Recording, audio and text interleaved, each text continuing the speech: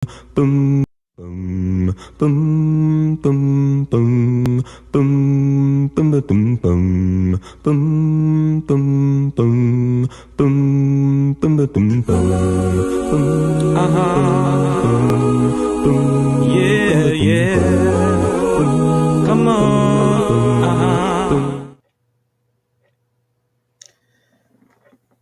Good morning, good afternoon, good evening, good night to you radio listeners on LBW Radio Ministries and Zeno Radio, wherever you are listening to us around the world. This is Roy Graneau, your host on Churches of Christ around the world, a program geared to bring awareness and information concerning the churches of Christ in different locations of the world. It is also a program that will help to bring the truth, to bring the gospel, and to bring the teachings of Jesus Christ to people who are seeking to know the truth.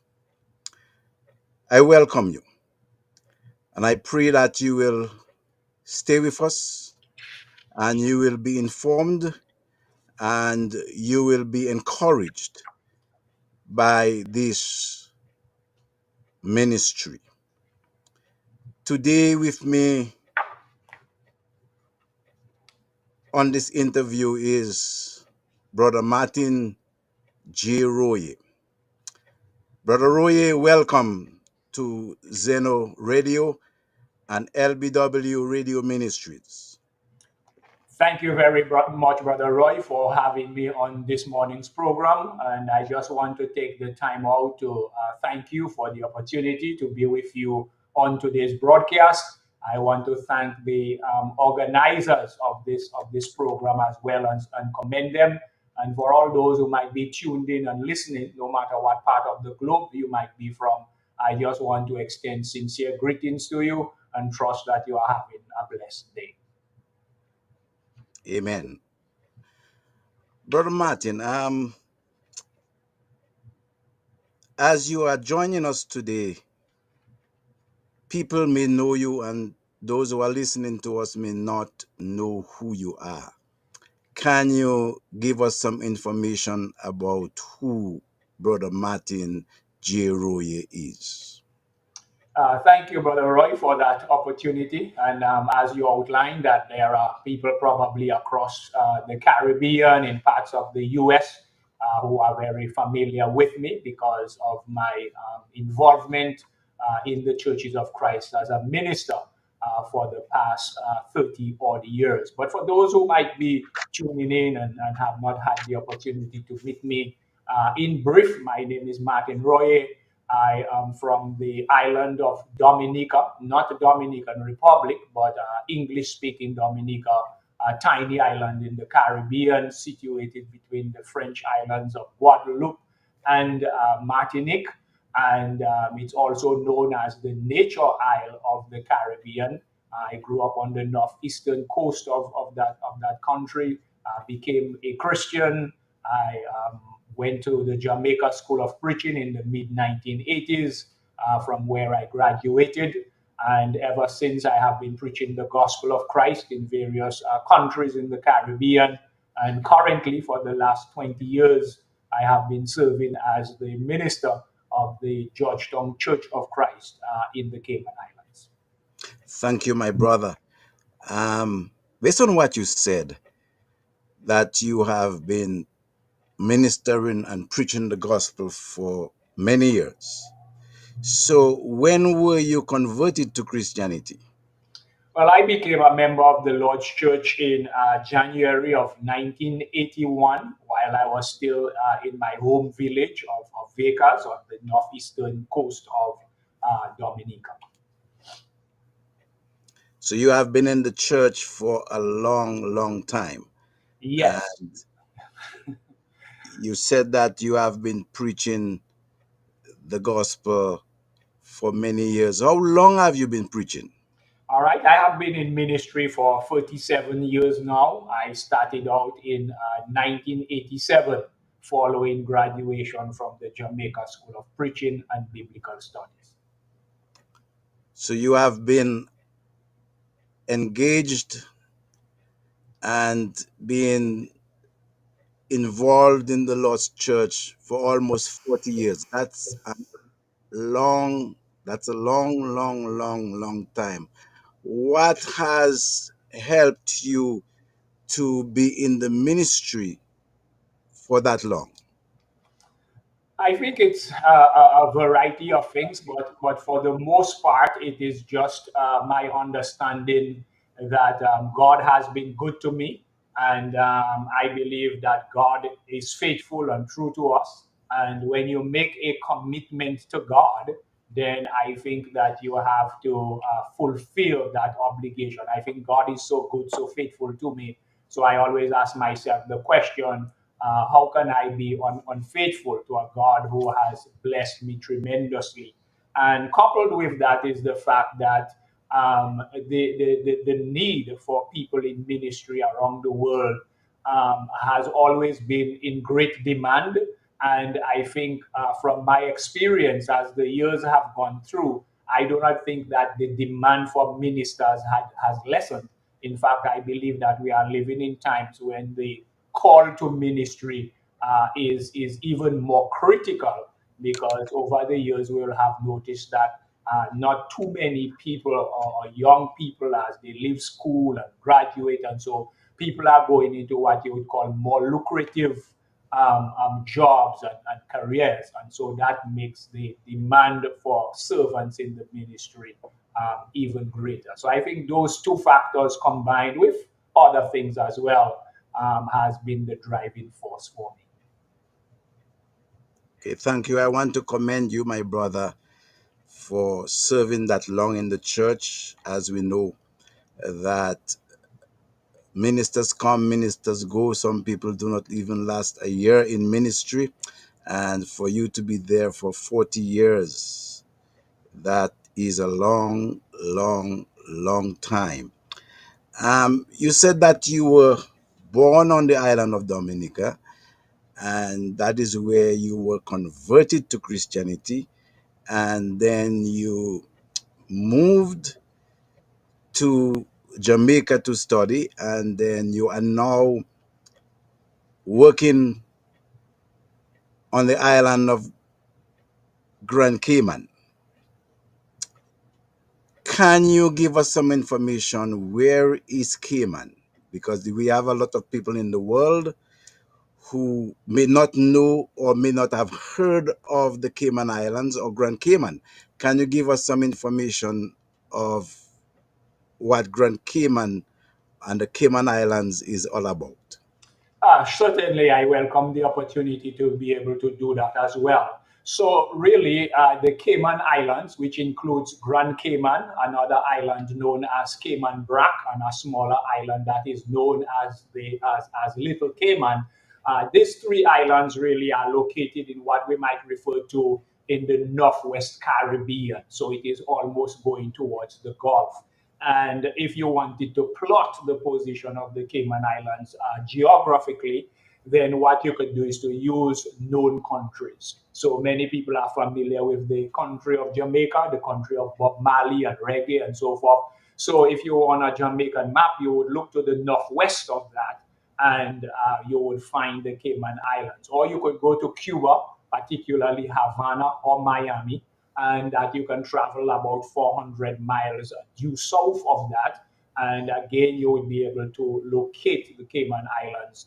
The Cayman Islands, as well, is east of what we know as the Yucatan Peninsula, a term that is very common when we feature news and hurricanes across the Atlantic and the Caribbean Sea and the Gulf as well. So, roughly speaking, that's where it is. If you are more inclined than that, the specific coordinates of the Cayman Islands, geographically speaking, is that it is located roughly at 19 degrees north latitude and 81 degrees west longitude.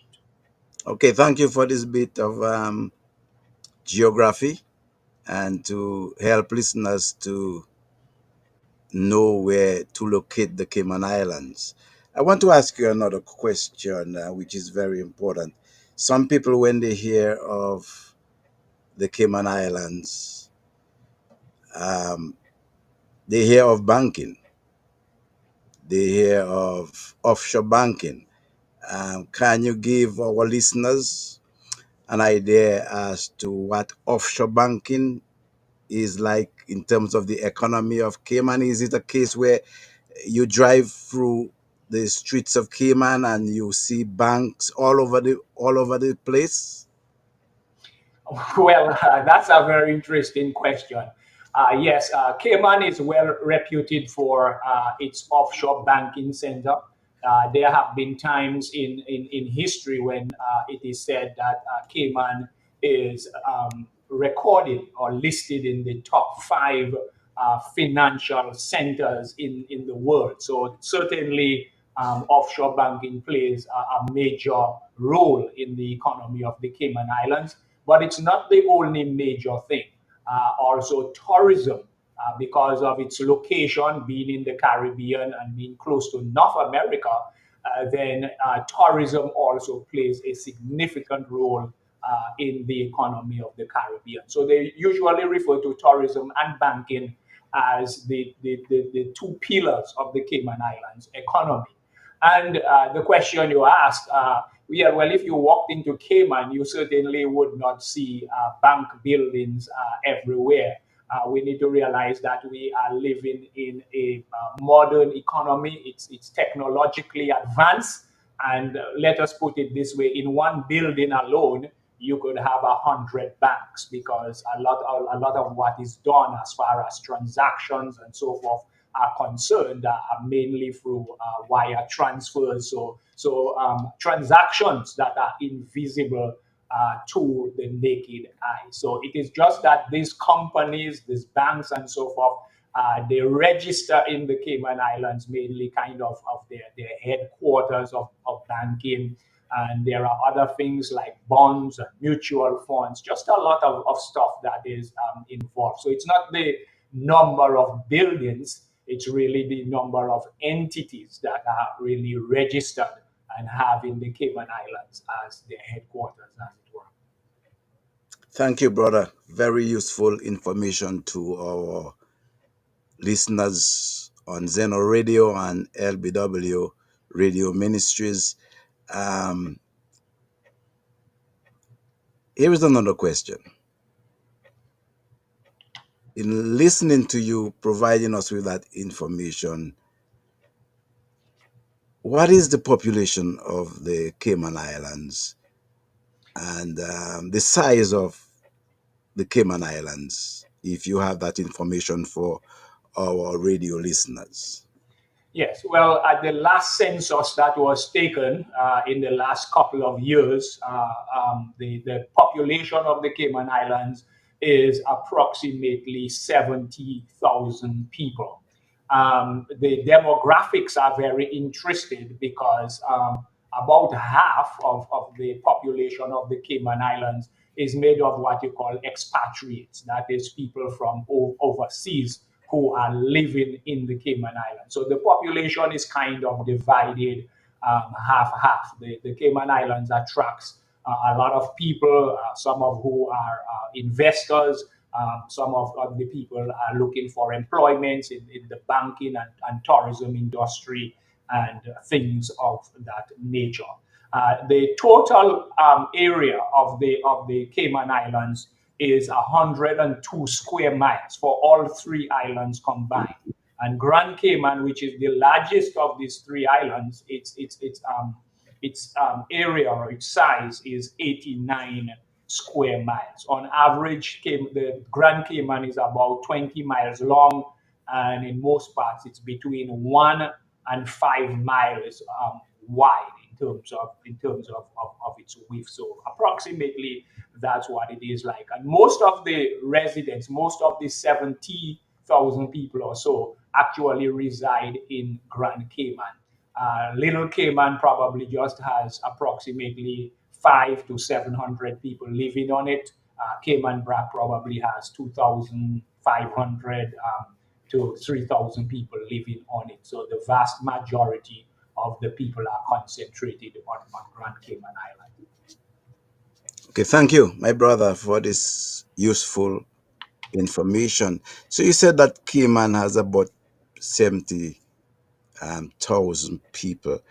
Can you provide us with information on when did the church come to the shores of the Cayman Islands, the Church of Christ? Yeah, for sure, I can do that. If one is going to trace the history of the church in the Cayman Islands, it has happened in two very distinct phases, and one phase has merged into the other phase. I have been in the Cayman Islands for 20 something years, but the church had a beginning much longer than that, or is much older than I am.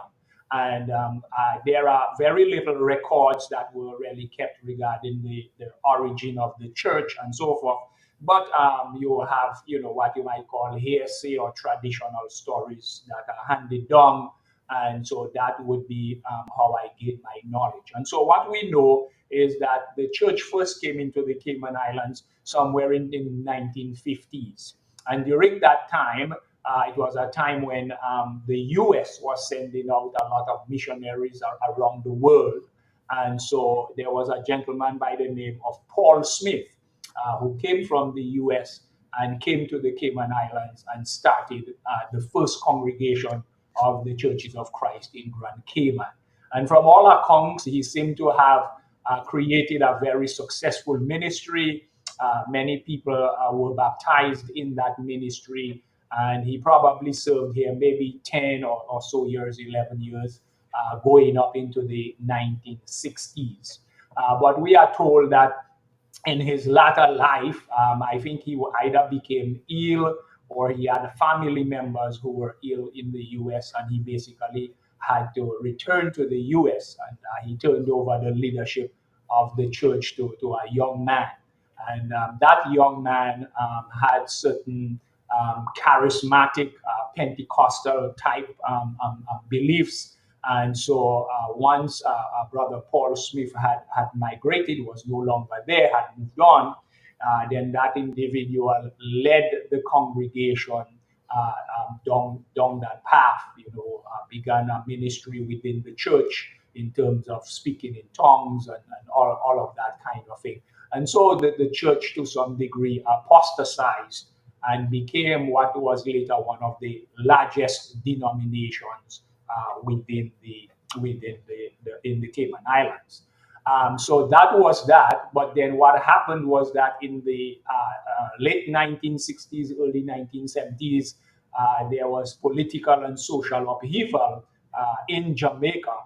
And so many people were out of fears of communism and socialism were leaving Jamaica, and they were looking for new places to go. And Cayman Islands being a neighboring country, many of these individuals came. So there was a family, the Alberga family, that moved from the Mona Church of Christ in Jamaica. And when they came to reside in the Cayman Islands, they found that the church was not non-existent, and maybe they did not know the story that the church had been there and apostatized, and so they immediately wanted to worship and all of that.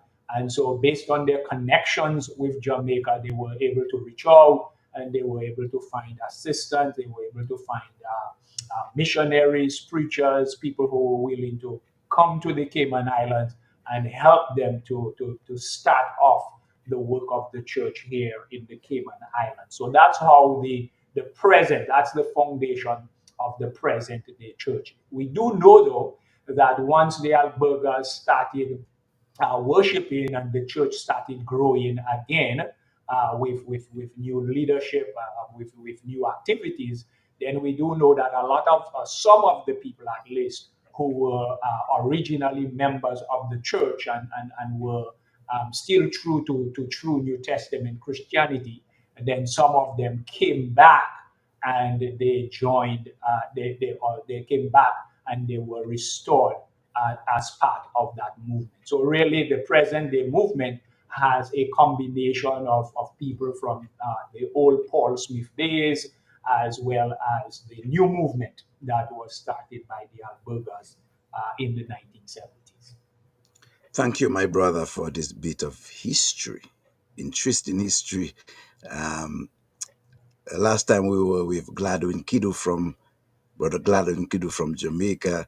It was interesting to learn as to how the church got to Jamaica, and now you are giving us a bit of useful history as to how the Church of Christ got to the Cayman Islands. So, how long have you been working with the Churches of Christ in the Cayman Islands? Well, I've been here in the Cayman Islands now for 23 years. I came in January of 2001, and ever since I have been serving mainly the church in Georgetown, of course, but we also help and reach out to work with the other congregations on island. All right. So you said with the other congregations. Um, how many congregations are on the island? Yeah, absolutely. Currently, we have three congregations in the Cayman Islands, and all three are located on Grand Cayman. On Grand Cayman. So we have, you said previously that there are three islands that make up the Cayman Islands, Grand Cayman, Little Cayman, and Cayman Brac. So you are saying to our listeners that the two other islands do not have congregations of the Churches of Christ. Yes, they do not have congregations of the Church of Christ. Two things are involved in that. One has to do with logistics, and one has to do with the viability of establishing congregations. So, for example, Little Cayman, where I told you has about 500 to 700 people in terms of a population, and it's also a very diverse country. It's mostly a place where people are kind of, if you want to call it, retired. The living there is very personal. There is not a great deal. It's not a very dynamic economy or place that's going on. It's more a place where people are in their own relaxation, in their private places. So establishing a viable congregation there with a full-time minister is very, very challenging. However, over the years, we have made efforts to work on the BRAC on numerous occasions. We have had different activities like campaigns there. We've had time when we have had members who are located on Cayman BRAC. And what we do is that we, at one time, used to Skype our worship to them so they could share. Maybe later on we'll talk about that, but we have also had a radio program that reaches all three islands. And so we've had various responses as well from the BRAC. And so when we get responses, we try to keep in touch with these individuals. There was a time when the church had a building there, and some efforts were made, but of course, it was not sustainable at the time. But it is still a dream of those of us who are here to ensure that eventually, at the Cayman BRAC at least, we'll have a full-time congregation. Okay, thank you for providing us with this information. When you made mention of that the church exists in three locations on the small island of Grand Cayman with a population size of about 70,000 people. So where are the three locations where the church exists on the island? Okay, so basically, what has happened is that we've tried to position the church strategically through the island so that we can ensure that the needs of everybody is met.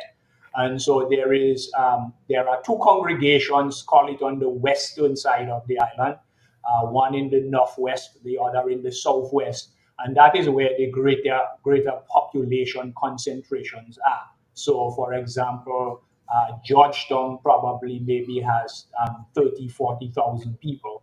And so there is one in Georgetown. To the northwest of that, which is the West Bay congregation, is the other second most populated place in the Cayman Islands. And so we have a congregation there. And then we have placed a congregation strategically in the eastern end of the island, and that is to cover the lesser populated areas. There is more land mass, but the population concentrations are much less. So there is this congregation in the eastern end of the island that does that. Okay. When you said that there are three congregations, can you give us an idea, those who are joining us on Zeno Radio and LBW Radio Ministries, can you give us an idea as to the size of the congregations? Sure. We can kind of say that we have what you would call two mid-sized congregations and one smaller congregation. So the two congregations, as I mentioned, in the highly concentrated population areas would be what I would call mid-sized. And I'm judging that on the Caribbean, right? What this average or typical size of a congregation within the Caribbean would be. So in both of these congregations, we probably have approximately 80 members or so. That varies depending on what's happening. And then on the eastern side, the congregation there is probably 20 to 25 in membership. Okay. And you said that these congregations have been there for some time with Sure. the renewal or rebirth of the albergas coming from the Mona Church of Christ in Jamaica, traveling to the Cayman Islands and having a rebirth of the work in the Cayman Islands. What would you say is the main thrust in terms of evangelism? What are the activities? What are the things that you all do in the Cayman Island where the church, in the Cayman Islands where the church is concerned?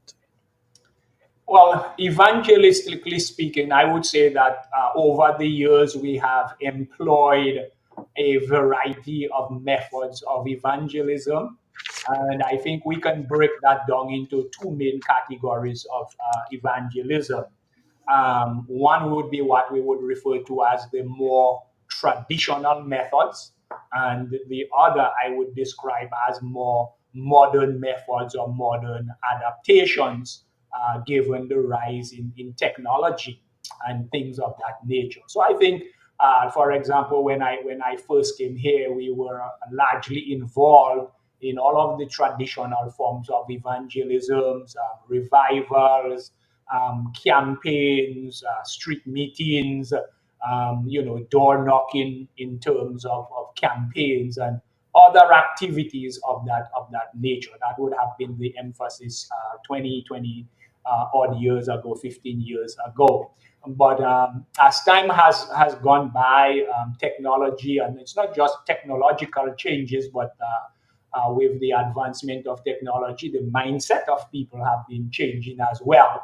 And so we have had to adapt to various methods. And so we have methods that are, if you would say, that are tied, let's say, to benevolent type situations. So, like, for example, the West Bay congregation has an annual event called a community barbecue, where they would invite people to, come together and come to the church, and the church would provide food and all that kind of thing. We are also involved in other benevolent programs, pantry, food distribution type programs. And of course, we use those as attractions of meeting people.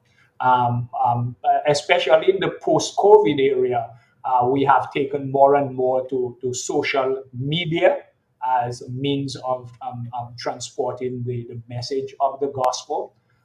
We've used over the years Bible correspondence courses as well. We've probably just tried everything that's humanly possible. One of the things we've done here in Georgetown in the last few years is that we have moved away from a lot of the traditional forms of evangelism, and we've been more or less emphasizing small home groups, where we divide the church into small groups. These small groups meet in various homes, and they are able to invite neighbors and friends and introduce them to the church through that way, and then introduce them to the larger congregation.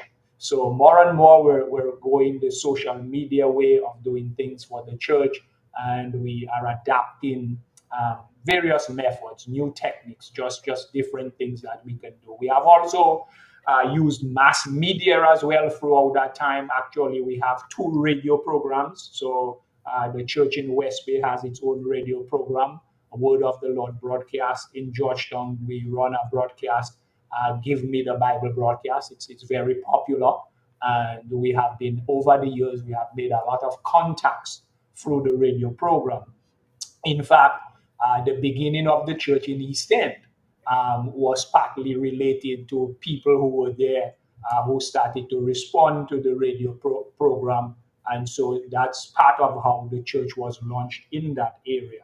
Also, our efforts on the BRAC, when we got responses, there was actually a man who listened to the program and was baptized as a result of the program in the BRAC. And again, that set up, making efforts to reach out to people there and trying to keep them connected with the church in the Cayman Islands. So we really have not been stuck with one method of evangelism. I would basically say we've been moving away from traditional methods, and more we're trying to embrace the more modern methods in terms of where people are. Okay, fellow listeners to Zeno Radio and LBW Radio Ministries, this is Churches of Christ Around the World. With me is Brother Martin Roye from the Cayman Islands, as we are looking at the Church of Christ on the islands of Grand Cayman, Little Cayman, and Cayman Brac that makes up the Cayman Islands. If you're joining us for the first time, we welcome you on board. Brother Martin, with some of the information that you have presented to us with the status of the church on the Cayman Islands, and telling us that you have at present 3 congregations on the island of about 70,000 people. Do you have and face problems, difficulties, and challenges where the church is concerned, whether it is from the community, from government, or from even modernism and social issues that may be confronting the church? Oh, absolutely. I think everywhere that you try to preach the gospel of Christ and you try to build a church, you are going to have various kind of challenges. And of course, we do have social challenges. I don't think we have any political challenges. Worshiping in the Caribbean is pretty much a very free thing, and we want to thank God for that. But yeah, we do have certain challenges, and some of the things that I can think about, and a lot of it probably would be related to my work in Georgetown. One of the things that we face is the challenge of trying to build a congregation that has a very strong national base, and by national base I mean having nationals who are part of the congregation. Not that there aren't any nationals, but maybe the volume, so that you can think of what you might call continuity, that the church exists for the foreseeable future. When you'll remember that when you asked me about the population question, I told you, yeah, we have about 70,000 people, but about half of that is made up of non-nationals, of people who come mainly for working purposes and so forth. And then because the Cayman Islands is a very small island, they have very strong immigration laws, which can sometimes interrupt that. So sometimes you will find it common that you may have a lot of people who are in your congregation, but they are not from the island. They might be from other islands. They are there mainly for working purposes. And depending on how the immigration thing plays out, then, for example, there was a time when they had something in Cayman called a rollover policy, where once people had completed 7 years of work, the government would repatriate these people back to their original islands and get a new influx of workers, because, of course, they cannot afford to give everybody who comes from overseas permanent citizenship in the Cayman Islands. And so there was a time, for example, a period of 2 years when we lost like 23 members due to that kind of a factor. And so just imagine, you have a mid-sized congregation, and then in 2 years you have 21 people go, and some of them are leading people. And so that fundamentally affects what you do. So every now and again, it's like you're almost, not completely, but almost starting at square one and having to rebuild. So, there is a bit of, if you want to call it, it's not instability that the church itself is not stable, but the movements of people tends to make it a little bit unstable. Of course, as well, more and more we live in a society where people live in maybe what you call gated communities or in exclusive communities. And Cayman Islands certainly has a lot of that, like everywhere else. And so, again, that's why I talked about moving away from traditional methods, the access that you would have had in times past, where you just walk into people's yards and stuff like that. That certainly has been curtailed significantly. So you're not going to be able to just meet a certain volume of the population readily. So you have to be, those are some of the challenges that you face, and you don't have control over these factors. So you just have to deal with it. Okay, thank you. Looking at what you have mentioned as to your evangelism and maybe the challenges that you face, um, with the work that you do in the Cayman Islands, and you said you have free congregations on the island, do you have any school of training or any school of preaching, any college owned by the church? And do you have prison ministries, maybe hospital visitation ministry? What are some of the things that you do in the Cayman Islands to help with the church? Yeah, well, definitely in terms of schools of preaching, we don't have schools of preaching. Again, we are a small island or islands, and we definitely would not be able to sustain a school of preaching. Besides, there are schools of preaching all around us within close proximity. There is the Jamaica School of Preaching. There are other schools of preaching in the Caribbean. There are many schools of preaching in Florida, and Florida is an hour's fly in from the Cayman Islands. So it's really not an option that we have considered. However, we spend a lot of time investing in training the men, training the leadership, training the congregation that we have to help them to take on the responsibilities or the mantles of leadership. One of the things we try to do is that we don't work, how you call it, in isolation. What we try to do is to, as much as possible, merge the work of the free congregations together. So once a year, at least, we have an annual men's training seminar where we bring all the men of all the congregations together and provide a day of training and motivation and stuff like that to keep them going, apart from the regular training that we do. So it's basically taking people where they are. They might not be able to become full-time ministers or evangelists, but making sure that we have people who are sufficiently trained in the various responsibilities of church leadership, and that they can maintain and carry on the work for the future. So that's where we are. We do, as I said, outreach in different ways in terms of community events. Both West Bay and Georgetown have ministries where they minister to the homes for the aged. Hospital visitations are pretty much part of what we do.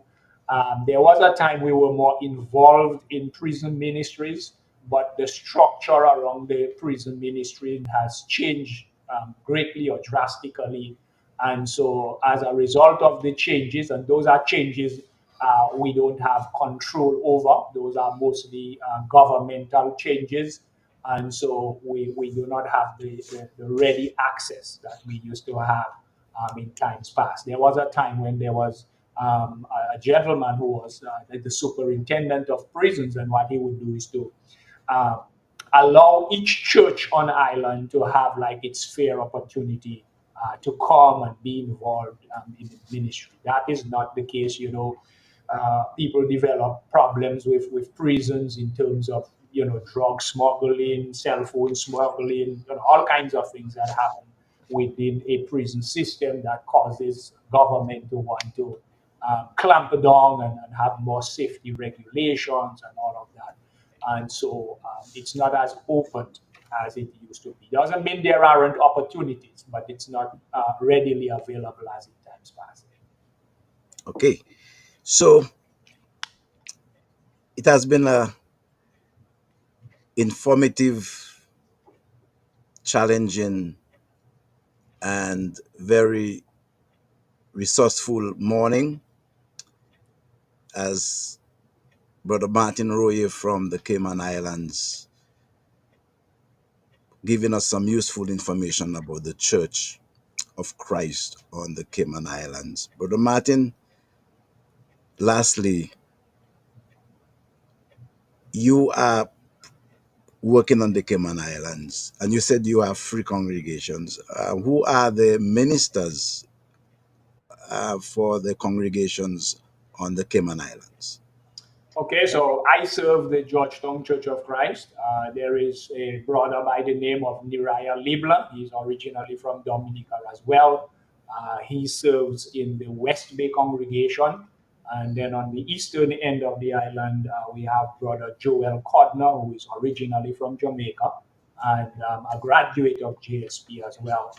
And he serves the congregation on the eastern end of the island.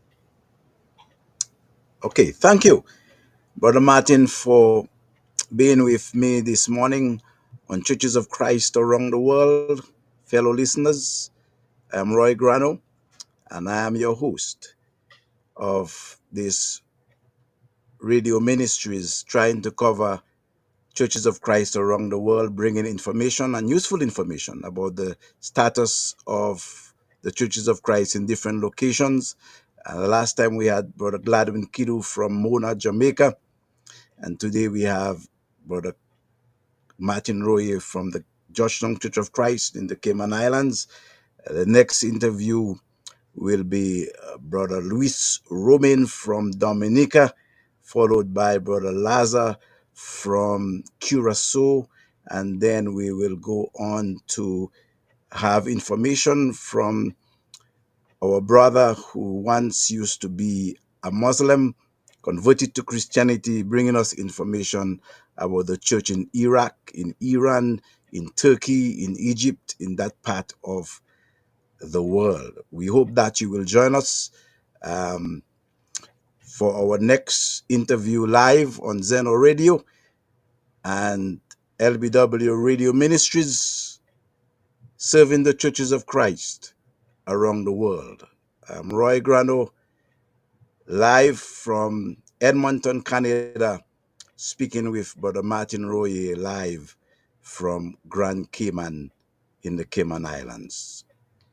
May God bless us. Go out and make it a great day for the Lord. Bum bum bum bum bum bum bum bum bum bum bum bum bum bum Yeah, yeah. Come on.